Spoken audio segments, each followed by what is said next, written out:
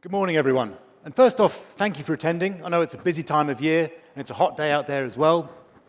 I've had the luxury of seeing the presentations in the rehearsal yesterday, and there's a great set of mix. We've got the technology presentations from the Esri Australia crew, showing you advancements in ArcGIS and how you can take advantage of that within your own organization. Partner presentations, we've got ISI, Databricks, and Deloitte showing you the value propositions that they can bring to your organization. But then the user presentations, your stories of how you're using ArcGIS for your day-to-day workflows and projects. And that's essentially where I wanted to start off, taking a page out of Jack Dangerman's book and talking about the great work that you do. Now, GIS adoption is growing, and if we use ArcGIS Online as a data point, the growth of that has gone up 33% in the last year. That's quite a leap. And that's reflected in our own numbers as well. We can see more and more industries are using ArcGIS that might not have done 5 years ago, but also more personas and roles outside of the GIS team are using ArcGIS, and that's largely thanks to you showing them the value of GIS for their workflows. Now, I reached out to ask for some examples of what projects you've been doing, and I was blown away with what I was sent in. I just wanted to take this opportunity to walk through what some of your peers have been up to. Now, GIS plays a very important role for modeling climate, but also understanding the impacts of climate at a global level, at a national level, but also to your organization and your assets. The Bureau of Meteorology, Australian Climate Service, and Adapt New South Wales with that NARCLIM data, they all provide this valuable climate modeling projection content that you can use in your own systems, but also some interactive applications to help make sense of it. There's also some legislation changes that are happening next year that's going to impact a number of us, including us. CLIM Systems. This is an Esri partner that provide localized content and tooling for ArcGIS to support you if you want to do this climate reporting in-house, and they're here today if you want to talk to them. I think we all know the importance of GIS around disasters in the various stages. Transport New South Wales, they use the ArcGIS Pro flood simulation tools, and they validated the outputs of these tools against sources from ISI, Nearmap, and other flood models to give them the confidence to continue using these tools for emergency preparedness. Automation, particularly important for these emergency management systems. NEMA have got these automated workflows, so these models will run. So when flood events occur, they can understand the potential damage to roads and building infrastructure and incorporate the results into their 3D spatial models.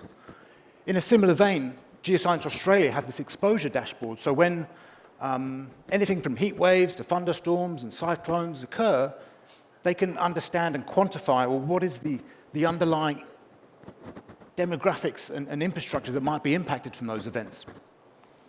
This sector has been going bananas, and for good reasons, because for GIS, it brings together the worlds of BIM and CAD and GIS into a collaborative platform. Ben and his team from John Holland have built this permit application that integrates with Before You Dig Australia, and it's an incredible use of 3D to really understand what's happening beneath an excavation site. McConnell Dow are using the application builders to understand and report on progress of their projects to their stakeholders, but again, using 3D as a design and collaboration tool. Now, the Esri field applications, these are our fastest growing application type. It's popular with environmental consultancies like Biosis. They've been using these applications since the early days for capturing vegetation plots under the New South Wales Biodiversity Assessment Method. Bush Heritage Australia, this is a not-for-profit doing some awesome conservation work, and they use it from everything from the pre-start checklists through to weed mapping, bird surveys, and other habitat surveys. Now, spatial analytics, this is the good stuff that uncovers the patterns in the data. This goes hand in hand with visualization to translate those results for quicker understanding. Australian Institute of Health and Welfare, they use network analysis to then use ArcGIS dashboards to show the accessibility to breast screening services across the whole country.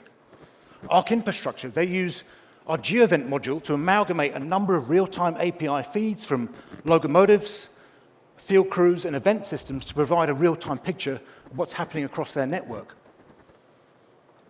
GP1 do a lot of interesting projects. This land and access and disturbance system I believe that's Experience Builder that's built with and has a whole range of automated workflows built into it. And then Beris. More recently, I've been doing some work with GeoAI, but in this project here, integrating with GPS hardware to track the tailings dam outfalls for Helium Mine, and then again, dashboards to view how that movement activity is happening.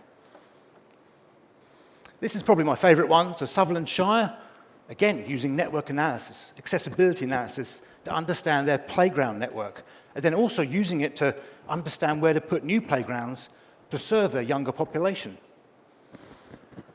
Penrith have recently moved to ArcGIS Online, providing some focused applications for their end users. And then Brisbane City Council have been busy, not only migrating from Windows to Kubernetes, doing an upgrade, shifting from Oracle to SQL, as well as doing a migration to a different data center. If there's any GIS administrators in the room that are looking to do a migration or even an upgrade, come talk to us. We're here to help you. Now, this is my favorite topic, and integrated geospatial infrastructure has exploded in the last few years. There's a vast spider web of shared content that you're doing. Sometimes this is just between a few organizations, sometimes it's a whole network of organizations. Sometimes it's public. ABS has over 500 items that they've made available in their ArcGIS Online account. I think many of us will remember downloading CSVs and shapefiles and joining and publishing. You can now just search for content and add it into your enterprise systems. This also includes a spatial collaboration portal where you have an abundance of content that, again, you can also incorporate into your own systems, but they also provide excellent applications to browse and view that content, such as the new Explorer app. Now, this might be obvious, but to me, one of the main takeaways when I saw all of these examples is how much value you're getting out of the application builders, these no-code application builders. Sometimes just to provide that final polish at the end of your very important project to help understand what the results, but sometimes creating these very interactive and engaging experiences to really help get that information across. And at the end of the day, GIS is not only a decision-making tool, but a communication tool, and it's great to see these application builders being used to do just that. I mentioned you doing integrated geospatial infrastructure, sharing all of that good content. Keep doing that. We like to come to the party as well and work with you to get your contributions, as well as from the commercial sector and their data sets, to provide you additional content. This includes 3D base maps that give you a head start on your digital twin programs. Fire danger ratings. We work with the Bureau of Met to provide these, and I've seen you using these for work order planning in the resources and utility sector. We're currently in the process of shifting Australia to its GDA 2020 position in the base maps. These base maps get large numbers of hits from Australian users. We've recently switched one of the commercial content providers to a different one to provide more accurate data, particularly noticeable in rural areas. But again, it's your contributions that help bring these base maps to life. Spatial services have a number of layers in there, but also more recently, City of Sydney have donated their trees data set, so thank you, Matthew. Now, ArcGIS is an enterprise system that includes ArcGIS Online, and it's been architected to support a range of integration patterns. And integration is not new. A lot of you have already hooked up your asset management system or your SCADA system or your rate system. But there's also a range of integration patterns that are a bit simpler than some of the projects that you might be familiar with. In particular, Giovanni Connect and Microsoft Automate have been gaining a lot of traction because they're essentially no-code integration platforms that allow you to draw additional lines to your other systems of record in the business and pull content from those systems into your GIS or vice versa, bring GIS into those other systems. Integration is not limited to enterprise. So with ArcGIS Online, maybe you've got a cloud data warehouse such as Snowflake. You can use ArcGIS data pipelines to connect to that cloud data warehouse, pluck out the information that you need, perform whatever data engineering tasks against that data source, in this case, counting how many species there are in an LGA layer, and then synchronize this to happen every night or every day, so that you've got these two layers in your GIS that are kept up to date with your ever-changing data that's happening in your cloud data warehouse, and just treat them like any other item in your ArcGIS account. Maybe you've got real-time feeds. Again, software as a service. ArcGIS Velocity allows you to not only ingest those feeds, but perform processing steps against them. So it's not just about making buses move around on a map. It's about working out, well, how many of those buses have been at a standing room only status, and for how long, and where is that happening across the network?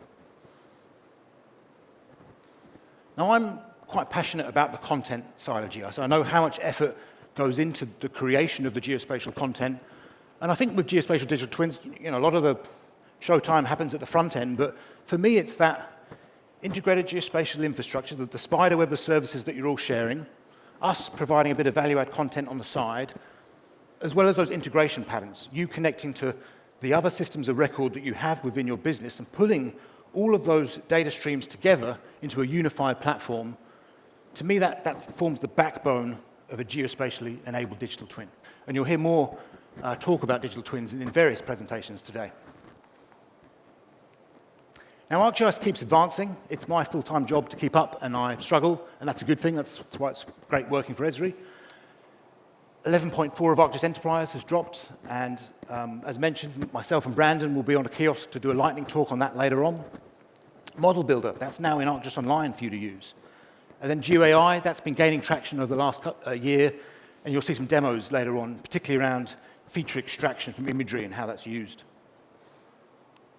I wanted to just finish up highlighting some of the work Esri's been doing around AI assistance, leveraging these large language models so that you can talk to the software, prompt it, and it answers with answers. I'm terrible at SQL. There's an assistant for ArcGIS Pro where you can talk to ArcGIS Pro and it returns the relevant SQL to extract the data you need. That's going to be particularly useful for me. There's a mapping assistant in the map viewer. And here we've got some socioeconomic data as a shared service from the ABS. And I can ask the map, show me a map of low-income data, and the agent will inspect the field names and the aliases and any of the metadata against that service and suggest an appropriate symbology and find the relevant field. Take it further, do a relationship mapping, ask it to find two different fields. And again, the agent will inspect the fields, find out the right data, but it shows me what it's doing. I'm not handing the keys to the machine here.